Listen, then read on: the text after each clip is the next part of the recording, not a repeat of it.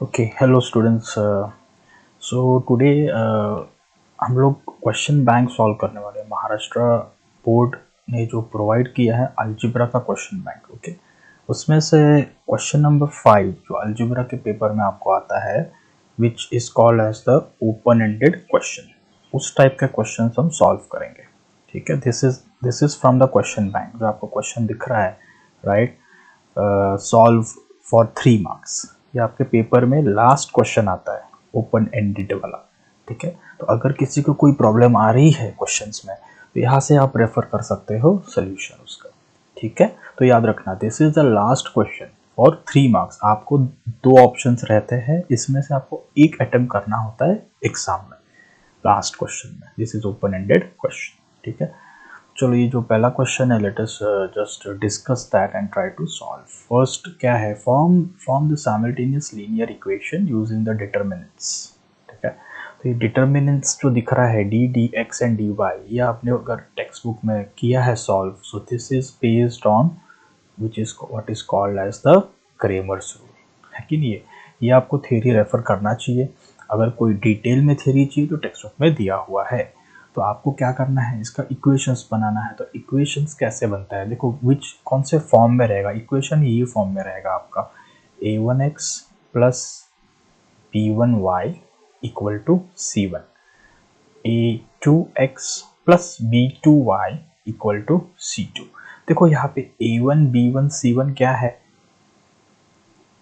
these are constants. ये equation के लिए वो कॉन्स्टेंट्स रहेगा जो हमको ढूंढना है। a2 b2 c2 भी क्या है, कॉन्स्टेंट्स है जो हमको ढूंढना है। और वो हम यहाँ पे सब्स्टिट्यूट करेंगे ना, तो हमको क्या मिल जाएगा, हमको हमारा इक्वेशन मिल जाएगा। तो बेसिकली हमको क्या करना है, we want to find a1 a2 b1 b1 b2 c1 and c2, ये सब हमको ढूंढना है। इसमें कैसे ढूंढेंगे, डी हमको दिया है, what is the determinant D, 4 2 -3 5। देखो मैं कैसे लिख रहा हूँ, मैं कॉलम फॉर्म में वर्टिकली लिख रहा हूँ।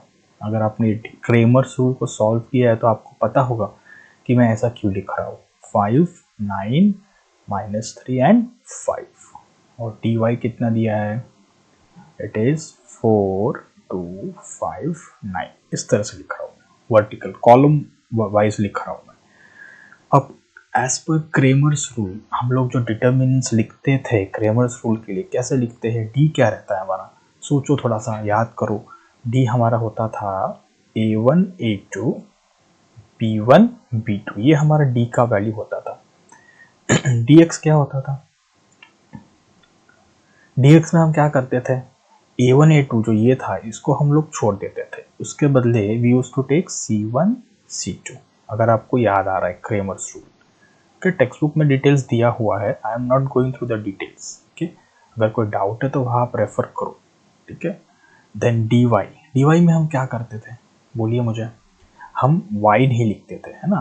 तो y तो यहाँ पे आता था, यहाँ पे y नहीं लिखते थे, तो हम y की जगह पे क्या लिख देते थे, c1 c2, है ना। आ रहा है यार, तो थोड़ा रिविजन करवा देता हूँ। अगर किसी को नहीं पता है तो फिर भी मैं बता देता हूँ। चलो, तो ये तो ऐसे ही आएगा, है ना। जो y था ये b1 b2 नहीं आएगा, राइट। b1 b2 की जगह पे हम क्या लिखेंगे, c1 c2।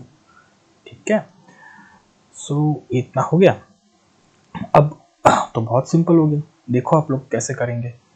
ये रहा आपका a1 a2 जो आपको चाहिए, a1 a2, तो ये रहा d, देखो a1 a2, ये रहा b1 b2, ये रहा b1, ये रहा b2। तो मिल गया आपको वैल्यूज। a1 कितना है 4, a2 कितना है 2। कंपेयर करना है, जस्ट लिखना है comparing the given determinant d, right, with our determinant, that is this value, right. हमको क्या मिल रहा है, b1 कितना मिल रहा है -3 एंड b2 इज 5। अब क्या बच गया, C1 C2 बच गया। C1 C2 कहीं से भी ले लो, यहाँ से ले लो या यहाँ से, यहाँ पे देखो C1 C2 ये रहा। सो C1 कितना है 5 एंड C2 कितना है 9। हो गया बेटा। अब क्या बच गया इसमें, it's very simple now, right. Now all you need to do is, आपको क्या करना है, सिर्फ सब्स्टिट्यूट करना है। कहाँ पे, इस इक्वेशन में। तो देखो इस इक्वेशन में कैसे करोगे, आप लोग के पास सब कुछ है अभी। क्या करना है, देखो यहाँ पे a1 की जगह पे डाल दो। a1 कितना है 4 है, तो 4x प्लस v1 कितना है -3, तो प्लस माइनस तो माइनस हो जाएगा, तो मैं रब कर देता हूँ, ये हो जाएगा -3y equal to c1। c1 कितना है 5। तो ये आपका पहला ही क्वेश्चन बन गया है ना। क्या किया मैंने, a1 b1 और c1 का वैल्यू सब्स्टिट्यूट किया यहाँ से, देखो a1 b1 दिखा है सबको। अब क्या हो जाएगा, सेकंड वाले में क्या करेंगे, a2 b2 c2 डाल दो, तो हो गया 2x plus 5y equal to 9। कुछ नहीं किया मैंने, I am just putting the values of a2 b2 and c2। ये देखो, ये हो गया equation number, very easy, right. ये हो गया। स्टेप्स आपको थोड़ा प्रॉपर लिखना है समझा के, राइट, तो बहुत इजी हो जाता है। ओके, ठीक है। ओके, तो देखिए ये अभी सेकंड क्वेश्चन है, ठीक है। क्या है, I held a number 75 in my mind, right any condition showing the relation between the digits.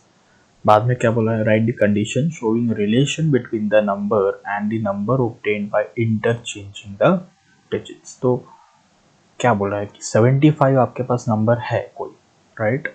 अभी फर्स्ट क्या करना है, any condition showing the relation between the digits, ठीक है। तो आपके पास नंबर क्या है 75, बराबर है।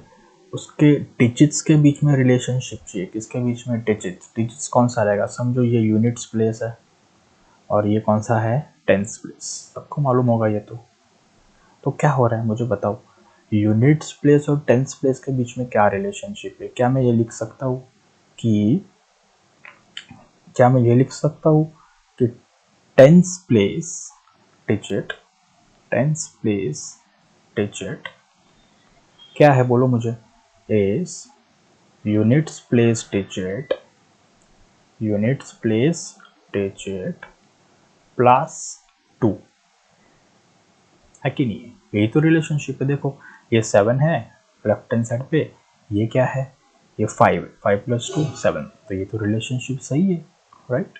बस यही तो रिलेशनशिप। अब इसको वर्ड्स में लिखना है, वर्ड्स में कैसे लिखेंगे हम लोग, ये हमारा स्टेटमेंट आएगा, राइट। क्या बोलेंगे, the digit in tens place, क्या लिखेंगे, digit in tens place is 2 more than the digit in units place, बराबर है ना। क्या आ जाएगा, digit in tens place is 2 more than the digit in units place, ठीक है। तो ये कंडीशन हो गया, ये फर्स्ट वाला हो गया हमारा आंसर। अब सेकंड उन्होंने क्या पूछा है, सेकंड क्या पूछा है बोलिए, condition showing relationship between the number and the number obtained by interchanging the digit. तो पहले तो नंबर और नंबर इंटरचेंजिंग के बाद, तो नंबर मतलब ओरिजिनल नंबर से मतलब क्या उनका, ओरिजिनल नंबर, है ना। दूसरा कौन सा है, इंटरचेंजिंग। ओरिजिनल नंबर कौन सा है हमारा, ये रहा ओरिजिनल नंबर, तो 75 था ओरिजिनल, है ना। और उसको इंटरचेंज किया तो नंबर कौन सा मिलेगा बोलिए मुझे आप लोग, 57 मिलेगा। तो इनके बीच में क्या रिलेशनशिप हो सकता है आप सोचो, 75 और 57 के बीच में क्या रिलेशनशिप हो सकता है। 57 में मैं कितना ऐड करूंगा तो 75 मिलेगा, like 57 plus I to 18 add करने से क्या मिलता है, 75 मिलता है। ये रिलेशनशिप हो गया, है कि नहीं। तो ये जो है ये ओरिजिनल नंबर है, और ये जो है वो कौन सा है, this is the number after interchanging the digits, this is the number, ये जो है this is after interchanging the digits. Relationship कैसे लिखोगे आप लोग फिर इसका बोलिए मुझे, उसके जैसे ही फर्स्ट में लिखा वैसे ही क्या आ जाएगा, दी ओरिजिनल नंबर, क्या लिखेंगे, ओरिजिनल नंबर इज, क्या आ जाएगा, is 18 more than the number, क्या आएगा, 18 more than the number obtained by interchanging the digits, है ना। सो ये ऐसा आ जाएगा, समझ में आ रहा है आपको? तो original number is 18 more than the number obtained by interchanging the digits. Okay, आया इतना समझ में? ये सिंपल पार्ट हो गया। इसको कोई और तरीके से भी लिख सकते हो, आपको ये लैंग्वेज टफ पड़ रहा है तो क्या लिखो, कैसे लिखोगे? Original number can be obtained by adding 18 to the number obtained by interchanging the digits. तो एडिंग करके भी आप लिख सकते हो, वो भी सही, उसमें भी मार्क्स मिलेगा आपको, राइट? तो ऐसा नहीं जमता तो ऐसा लिखना, ओके? आपके ओन वर्ड्स में लिखना है, बट खाली ये जो मैथमेटिकल स्टेटमेंट है उसका मीनिंग कन्वे होना चाहिए, उसका मीनिंग पता चलना चाहिए, ओके बच्चे लोग? चलो दैट्स गुड। तो ये सेकंड भी हो गया। ओके, सो थर्ड वन क्या है? Right any two linear equations in which the value of one variable is 12 and the other is 10। मतलब क्या करना है इसमें, हमको क्या बनाना है? दो लीनियर इक्वेशन बनाना है। कितने वेरिएबल में? टू वेरिएबल में। एक का वैल्यू कितना है? 12 है, दूसरे का 10। मतलब वेरिएबल का वैल्यू हमको दे दिया है, हम क्या बोलेंगे? Let the variables be X and Y, हमेशा की तरह, है ना? ये तो हम कौन सा चैप्टर डिस्कस कर रहे हैं वो तो भूल ही गए हम, बताना आप कौन सा कर रहे हैं? साइमल्टेनियस लीनियर इक्वेशंस, उसके ही क्वेश्चंस हम कर रहे हैं, ओके? तो क्या आ जाएगा? Let the first variable be X, let the second variable be Y. ये आपको लिखना है पहले। ये इंपॉर्टेंट टाइप का क्वेश्चन है, मतलब ये पूछ सकते हैं, राइट? बहुत सिंपल भी है, कुछ मुश्किल नहीं है। देखो x का वैल्यू हमको दे दिया है, समझो कितना दे दिया है? 12, ये रहा। y का कितना दिया है? 10। तो ये तो दे दिया हमको वैल्यूज। अब क्या करना है? We want to make two equations. बहुत ही सिंपल है, इनको लेके कोई भी दो इक्वेशंस बनाना है। बहुत सिंपल है, मैं क्या करूँगा? पहले कर दूंगा add, x plus Y is कितना आएगा? देखो 12 प्लस 10 कितना होता है? 22। ये पहला बन गया। दूसरे में क्या करूँ? क्यों मैं झंझट पालूँ, मैं सीधा माइनस कर दूंगा, सिंपल, राइट? तो माइनस कर दो, तो x माइनस वाई कितना आता है? 12 माइनस 10 कितना रहता है? It is 2। हो गया दो इक्वेशंस, वेरी सिंपल, 3 मार्क्स, है ना? थोड़ा सा सोचना है, देखो एग्जाम में थोड़ा सा सोचो, आपका मार्क्स है, कोई मुश्किल नहीं रहता है, बहुत इजी है। थोड़ा सा थिंक करके ठंडे दिमाग से सॉल्व करना है। मुझे तो गारंटी है कि सब बच्चे कर पाएंगे, बिल्कुल टेंशन लेने की जरूरत नहीं है किसी को भी, ओके? चलो वेरी गुड, ओके। चलो तो ये क्वेश्चन नंबर 4 है अभी। क्या है क्वेश्चन नंबर 4? देखो ये थोड़ा वर्ड प्रॉब्लम जैसा है, थोड़ा अलग क्वेश्चन है, तो थोड़ा सा ध्यान देना है, ओके? सिंपल है, थोड़ा सा ध्यान से देखो, right? From the railway station I took a rickshaw to go to home, ठीक है? It is decided that I have to pay ₹x for the first kilometre and for each kilometer ₹y for the next. For 10 kilometers the fare is ₹40 and for 16 kilometers fare is ₹58. Find the fare for the first kilometer, okay? तो क्या करना है इसमें? देखो ₹x for the first kilometre, ध्यान दो यहाँ, ये क्या बोला है? ₹x for the first kilometre, मतलब फर्स्ट किलोमीटर का कितना पे करना है? ₹x फर्स्ट किलोमीटर के लिए, याद रखना। And for each kilometre ₹y for the next, मतलब फर्स्ट किलोमीटर होने के बाद जितना भी किलोमीटर आप जाओगे रिक्शा में, उसके लिए कितना पे करना है? y करना है, याद। अब दो चीज उसके बाद में दिया है। पहला क्या बोला है? 10 किलोमीटर के लिए 40 पे किया और 16 किलोमीटर के लिए 58 पे किया। पूछा क्या है? Fair of the first kilometre, ठीक है? तो कैसे करेंगे? अभी इसका इक्वेशंस बनाना पड़ेगा हमको, दो वेरिएबल्स है x और y, उसके लिए बनाना पड़ेगा। तो कैसे बनाएंगे? देखो फर्स्ट किलोमीटर के लिए कितना पे करना है? x rupees. तो फर्स्ट किलोमीटर कभी भी हमेशा x रुपीज पे करना है, ये रुपीज में है, राइट? तो x जो लिखते हैं, x क्या है? The amount which is paid for the first kilometre. और y क्या लेंगे? Amount which is paid for all the distance after first kilometre, after first kilometre.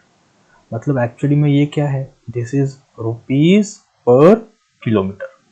याद रखो ये क्या है, 1 किलोमीटर का इतना चार्ज है वाई, और ये भी ये 1 किलोमीटर का चार्ज है। ठीक है, अब इक्वेशन लिखेंगे ना तो थोड़ा समझ में आएगा, देखो क्या बोल रहा हूँ मैं। ठीक है, देखो तो कैसे हो जाएगा, समझो उसने 10 किलोमीटर ही ट्रैवल्ड और उसने 40 पे किया, तो पहले किलोमीटर का तो x ही लेने वाला है, फर्स्ट किलोमीटर का x। तो 10 में से 1 हो गया, कितना किलोमीटर बच गया, 9 किलोमीटर बच गया। अब ये 9 किलोमीटर का कितना लेने वाला है वो, y रुपीस, मतलब पर किलोमीटर y रुपीस है, तो 9 किलोमीटर का कितना हो जाएगा, 9 इंटू वाई। टोटल अमाउंट कितना पे किया उसने, 40 रुपीस। ये क्वेश्चन बना आपका पहला। दूसरे में भी वैसा ही करना है, फर्स्ट किलोमीटर का x पे किए प्लस 16 किलोमीटर गया ना दूसरे केस में, पहला में x रुपीस पे कर दिया, फर्स्ट हो गया, अब कितना बच गया 15 किलोमीटर, वो 15 किलोमीटर का उसने क्या रेट पे किया, y रुपीस पर किलोमीटर। तो टोटल कितना हो गया 58। तो ये जो है ना, ये लेफ्ट हैंड साइड अगर नहीं समझ में आ रहा है तो बता रहा हूँ, ये जो पूरा लेफ्ट हैंड साइड है ये क्या है, ये कितना चार्ज पे कर रहा है, और ये हमको दिया हुआ है टोटल चार्ज, तो है ना, बस हम वही कर रहे हैं, प्लस कर रहे हैं दोनों को, सिंपल है देखो इक्वेशन, है ना। अब इन दोनों को क्या करना पड़ेगा, हमको सॉल्व करना पड़ेगा। सॉल्व करने के बाद हमको या तो y या तो x मिलेगा, साइमल्टेनियसली इसको आप सॉल्व करो। सॉल्व करने के बाद पहले y मिले या x मिले, जो भी मिलता है, उसके बाद हमको क्या करना है, उसका फाइनल आंसर मिल जाएगा। देखो ये रहा, fair of the first kilometre पूछा है, मतलब क्या पूछा है हमको, एक्चुअली में पूछा क्या है, x ही पूछा है, y पूछा नहीं है। ठीक है, पूछा सिर्फ x से उन्होंने, y हमको पूछा नहीं। अब दोनों निकाल सकते हो, but they have asked only x। Okay, तो क्या करना है हमको, इन दोनों इक्वेशंस को हमको साइमल्टेनियसली सॉल्व करना है, अल्टीमेटली वही करना है हमको। तो क्या है हमारा first equation is x plus 9y equal to 40, this is first. Second वाला क्या है बोलिए, x प्लस 50, तो अभी आपको आता होगा, खुद करके देखिए आप लोग, है ना, ये आना चाहिए, अभी नहीं आ रहा तो देख लीजिए मैं कैसे कर रहा हूँ। ये equation 1 and this is equation 2। क्या करेंगे हम पहले y निकालते हैं, ठीक है, x भी निकाल सकते बट आई थिंक y वाला हमको हैबिट है, वो सिंपल है, वही करते, तो पहले y निकालते बाद में x निकालते। तो क्या करेंगे, 1 minus 2 will do equation number 1 minus 2। तो कैसे हो जाएगा, ये सब साइंस चेंज हो जाएगा, आपको मालूम है, राइट। x और x कैंसल्ड, ये आ जाएगा minus 6y equal to minus 18। तो y कितना आ जाएगा, सॉल्व करने के बाद 3 आ जाएगा, है कि नहीं। अब y3 आ गया, x निकालना है, तो कैसे मिलेगा, कोई भी एक इक्वेशन में डाल दो, x plus 9y equal to 40, यहाँ पे y डाल दो, y equal to 3, so I am sorry, put y equal to 3। तो क्या आ जाएगा, x plus 9 into 3 equal to 40, therefore x equal to 40 minus 27, 9 3 27, तो x कितना आ रहा है, I think it is 13। Okay, कुछ रॉन्ग हुआ कैलकुलेशन तो प्लीज़ इन्फॉर्म इन कमेंट्स, मैं चेंज कर दूंगा या करवा दूंगा, ठीक है। ओके, तो आई थिंक ये करेक्ट है, राइट। तो क्या मिल गया, आंसर क्या आया, fair for the first kilometre कितना हो गया, फेयर, देयरफॉर फाइनल आंसर लिखना होता है, पता है ना आपको बोर्ड एग्जाम में, क्या लिखोगे, the fair for the first kilometre is ₹13, तो ये आंसर आया आपका, राइट। रुपीज़ का सिंबल भी है हमारे पास, लिखना है तो वो भी लिख सकते हो, ₹13। Is it clear, okay, sure. I think ये कंप्लीट होता है हमारा 3 मार्क्स का open ended questions. Okay, I will put some other things also later on, ठीक है, श्योर।